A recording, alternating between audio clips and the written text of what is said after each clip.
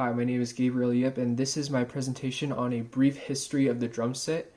And so, for the sake of keeping it brief, we're going to start around the post-Civil War era, which is right around where blues starts to come up and starts to get created.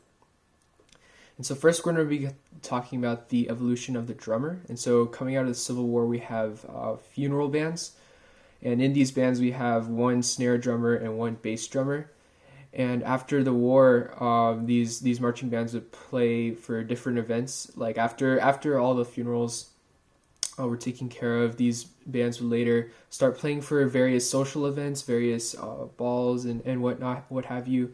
But because of economic depression, they weren't able to pay, the whole band oftentimes. And so, what happened was that the drummers had to play both snare and the bass.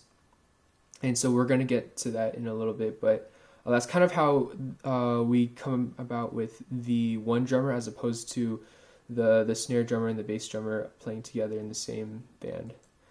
And so in terms of the snare drum, what's really interesting is the emergence of traditional grip. And so if you see right here, we have an example of matched grip, and oftentimes you'll see jazz players playing with the left hand is slightly, it looks different. And the reason that is because during the Civil War, you would have drummers or snare drummers playing with their snare drums tilted. And so in order to compensate for the tilting of the snare drum, drummers would often use the traditional grip in order to be able to hit the drum at that slanted angle. And again, with the emergence of the necessity of the one drummer, they would mount the snare drum on a stand, which was kind of you could say that's the first drum set is playing the bass drum and mounting the snare drum, so that way the one drummer could play the bass and the snare. And so in terms of the bass drum, again, it started with post-Civil War and even Civil War with marching bands. But as drummers were playing for social events and various gatherings, many would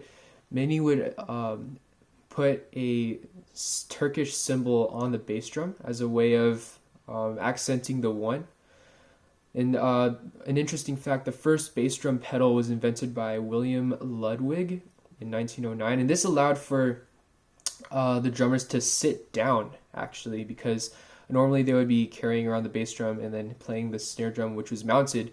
But with the existence of a bass drum pedal, they were able to sit down and play both drums at the same time, the bass drum with the foot and the snare drum with both sticks, which allowed for a lot more articulation and paradiddles and what have you. And so as more and more drummers are playing for more and more social events, what became really popular is to add trappings to the drum set. And so here you will see, this is where we get, the emergence of the ride cymbal to play the ride or the ride pattern, what have you, and also the emergence of toms to play fills with. And here you have an early depiction of what a typical drum set would look like. And so you have the cymbal, you got the snare, bass drum, and another cymbal off to the side. And many of the early drums would also have wood blocks to also have, an extra way of articulating sound, if you will. And we didn't really get the hi-hat until much later, and so many people have different ways of telling the story, but essentially what happened was we have people wanting to accent the 2 and the 4 with cymbals, and so some guy had a brilliant idea of mounting 2 cymbals on top of each other and being able to play them with the left foot because the right foot was playing the bass drum.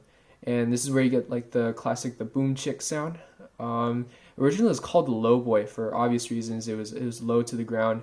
But eventually one drummer had the idea to raise it, and because they were able to raise it, they were able to get they were able to play the ride pattern on the hi-hat, which is a sound that was popularized by Joe Jones of Count Basie's jazz group.